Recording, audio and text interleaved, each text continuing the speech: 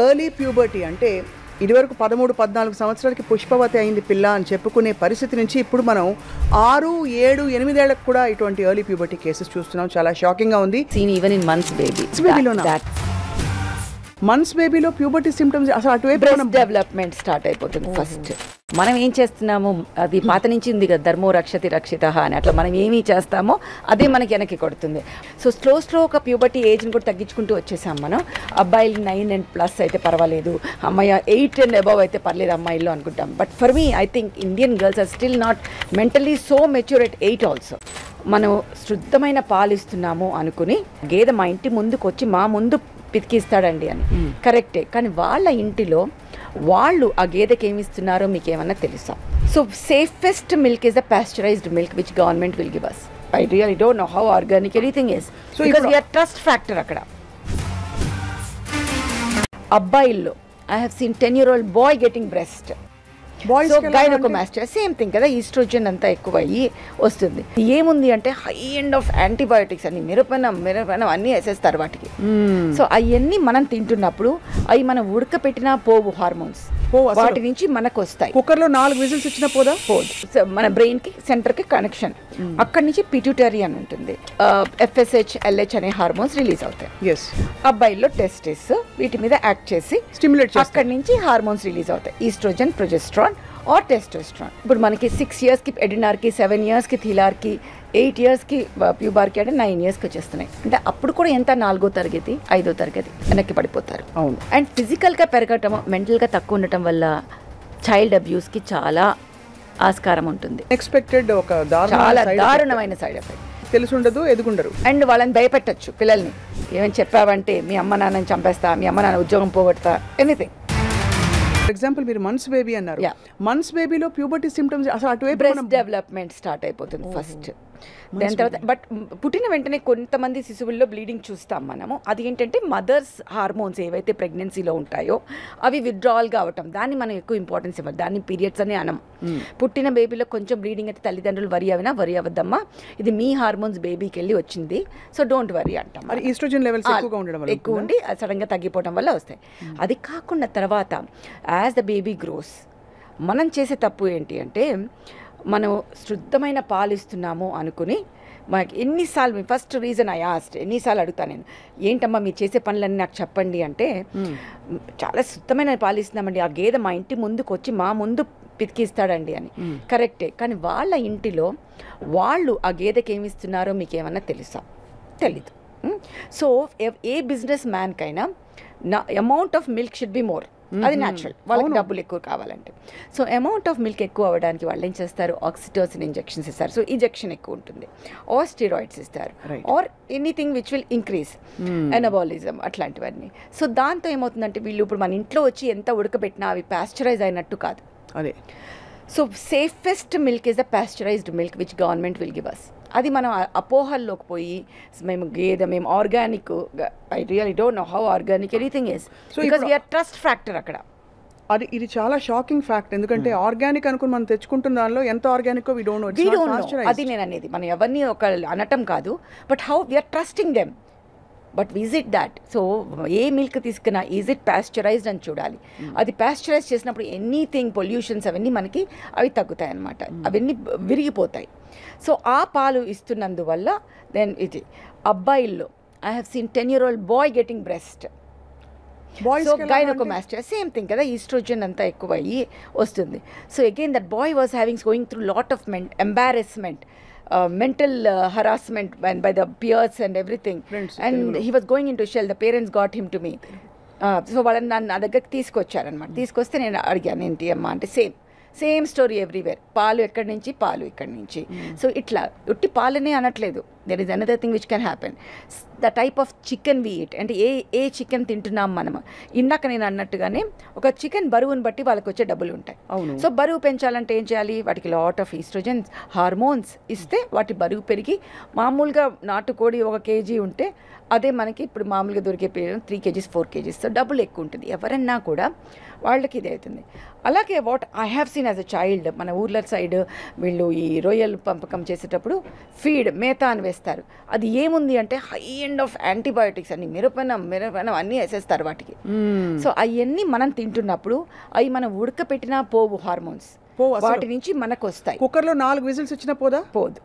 The pasteurization level, that hot flash wave is completely different. So అవన్నిటి వలన ఈ hormones అన్ని మన బాడీలోకి వచ్చి మనకి బాడీలో ఏమవుతుందంటే మనకి బ్రెయిన్లో హైపోథాలమస్ అని ఉంటుంది, అది మన బ్రెయిన్కి సెంటర్కి కనెక్షన్. అక్కడి నుంచి పిట్యూటరీ అని ఉంటుంది, ఆ గ్రంథి నుంచి FSH LH అనే హార్మోన్స్ రిలీజ్ అవుతాయి. అవి ఏం చేస్తాయి, వెళ్ళి ఓవరీస్ అమ్మాయిల్లో, అబ్బాయిల్లో టెస్టిస్, వీటి మీద యాక్ట్ చేసి స్టిమ్యులేట్ అక్కడి నుంచి హార్మోన్స్ రిలీజ్ అవుతాయి, ఈస్ట్రోజన్, ప్రొజెస్ట్రాన్ ఆర్ టెస్టోస్ట్రాన్. మధ్యలో మనకి అడ్రినల్స్ అని ఒకటి ఉంటుంది, అది మనకి మన స్ట్రెస్ వచ్చినా అది వచ్చినా యాక్టివేట్ అవుతాయి. అన్ని ఎండోక్రైన్ లింక్ ఉంటాయి. అవును, ఇప్పుడు మనకి ఫ్యామిలీలో mother, father, child, everybody is linked. మన బాడీలో ఇవన్నీ లింక్డ్ ఉంటాయి. సో ఒక్కటి ఎఫెక్ట్ అయితే మిగతావన్నీ కూడా ఎఫెక్ట్ అవుతాయి. చిన్నప్పుడే డయాబెటీస్ రావటము, థైరాయిడ్ రావటము, ఈ ప్రికాషన్స్ ఇవన్నీ linked. They're all endocrine organs. So ఇలా అవ్వడం వల్ల ఏమవుతుందంటే ఎక్కడ మనకు తేడా వచ్చినా పీరియడ్ స్టార్ట్ అయిపోతాయి అన్నమాట. అది సో పిట్యూటరీ గ్లాండ్ నుంచి స్టిమ్యులస్ అలా వెళ్ళి ఆయా అవయవాలకి అక్కడి నుంచి హార్మోన్స్ రిలీజ్ అయ్యి ఎర్లీ మెనార్కీ వచ్చేస్తుంది అంటున్నారు. దానికి మీరు చెప్పిన షాకింగ్ కారణాలు పాలు, అన్ని రకాల పోల్ట్రీ, మొత్తం చెప్పలా, అన్ని చెప్పలేదు. అదే ఆఫ్ కోర్స్ జంక్ ఫుడ్ అని అంటున్నారు. ఫుడ్ తినే ఆహారం, what we eat is what we become, అంటే మనం ఏం తింటామో అదే మన బాడీ మనకి బయటకి ఇస్తుంది. బట్ 90% ఇదొద్దు అనుకుంటూ పోతే ఏం మిగలట్లేదని ఒక బాధ. వద్దు అనట్లేదు, పాలు which is pasteurized and chicken, నాటుకోడి తినండి, వద్దనట్లేదు కదా, చాలా మందికి. So we need to be careful about what we right. I understand. అదే అలాగే పొల్యూషన్, మనము అగైన్ మన పీల్చే గాలి, మనకి చేసేవన్నీ అన్నిటి నుంచి ఏమవుతుందంటే ప్లాస్టిక్స్, ఇవన్నీ వల్ల dioxins, some kind of PSBs, ఇవన్నీ పాలిఫినైల్ ఇవన్నీ బయటకు వస్తూ ఉంటాయి అనమాట వాటి నుంచి. అవన్నీ మనం అబ్జార్బ్ చేసుకుంటాం, అది నువ్వు బుక్కు ద్వారా కావచ్చు, తినే ద్వారా కావచ్చు, ఇవన్నీ డయాక్సిన్స్. ఇవేం చేస్తాయి, ఇవి ఎండోక్రైన్ డిస్రప్టింగ్ కెమికల్స్ అంటాం. అన్ని ఎండోక్రైన్ సిస్టమ్స్ని డిస్రప్ట్ చేస్తాయి. డిస్రప్ట్ అంటే ఏంటో, నాశనం చేయటం వల్ల ఏమవుతుందంటే అది సరిగ్గా పనిచేయకుండా అవకతవకలతో పనిచేస్తుంది. అవకతవకలతో పనిచేస్తే ఏమవుతుంది, థైరాయిడ్ రావచ్చు, ప్రికాషియస్ ప్యూబర్టీ రావచ్చు. ప్రికాషియస్ ప్యూబర్టీ అంటే ఫస్ట్ మనకి ప్యూబర్టీ సైన్స్ తెలియాలి. అవునవును, అది ఇంపార్టెంట్. మీరు అందులో చిన్న శిశువులో అని చెప్పారు కదా, అది ఇంకా ఒకటి బ్రెస్ట్, ఒకటి బ్లీడింగ్ మనకి అమ్మాయిలో, హెయిర్, యాక్సిలరీ హెయిర్, అన్నిటికన్నా ఇంపార్టెంట్ ఫస్ట్ అనేది మనకి అడ్రినార్కీ. నేను చెప్పా అడ్రినల్ గ్రంథులు అని ఉంటాయి, అది ముందు జాగో నేను లేసున్నానని అది యాక్ట్ అవుతుంది.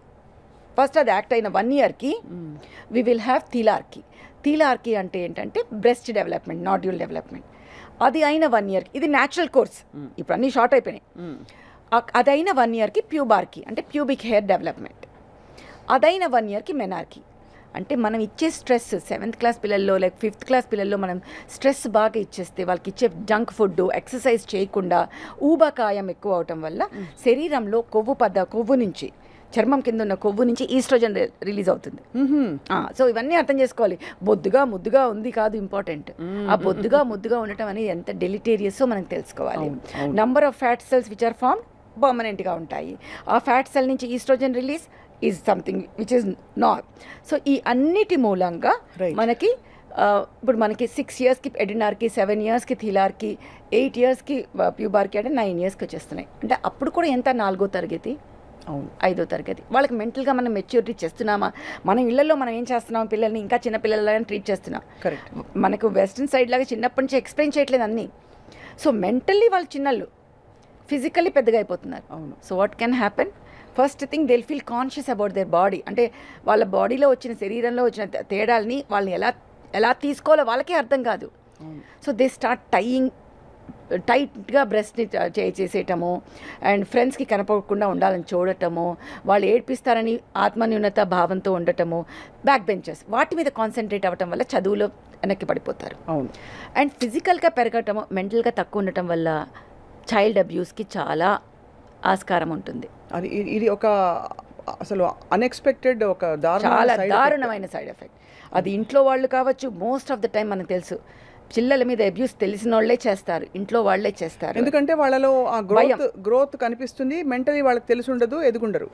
అండ్ వాళ్ళని భయపెట్టచ్చు పిల్లల్ని, ఏమని చెప్పావంటే మీ అమ్మ నాన్నని చంపేస్తా, మీ అమ్మ నాన్న ఉద్యోగం పోగొడతా, anything. So it's a power game.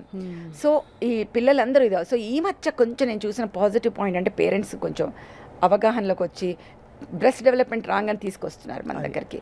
So that I'm proud of after 2 decades, but almost 1.5 decade I would say. Right. ఈ మోస్ట్ షాకింగ్ కేసు మీరు చూసింది 4 months baby. 4 months baby. ఏ సిమ్టమ్స్ తీసుకొచ్చారు? Breast development. తల్లికి అసలు అర్థం కాలేదు, ఏంటిది బ్రెస్ట్ ఇలా డెవలప్ అయిపోతుంది, మంచి పాలు ఇస్తున్నాం, మంచిది ఇస్తున్నాం. సో ఆ తల్లికి ఏమైందంటే తన పాలు రాక బయట పాలు బయట పాలులో శుద్ధమైంది అనుకుని పాపం గేదె పాలు. మరి డబ్బా పాలు బెటర్ అంటారా? That is formula feed which doesn't have hormones in it. So pediatrician ఏం చెప్తే అది ఇవ్వండి. అన్నిటికన్నా I feel pasteurized milk is the best pasteurized milk. Right. But if this అవన్నీ యాడ్ చేస్తారు కదా మనకి, అన్ని బేబీస్కి ఏవి కావాలో అవన్నీ, వాటిని మనం ఫోర్టిఫికేషన్ అంటాం. సో అది మన పీడియాట్రిషియన్ విల్ టెల్ ఏది బెటరు అనేది. ఏది కూడా అతి మంచిది కాదు. అది పిల్లల డాక్టర్ ఏం చెప్తే అది చేయటం అనేది మనం చేయాలి. రైట్.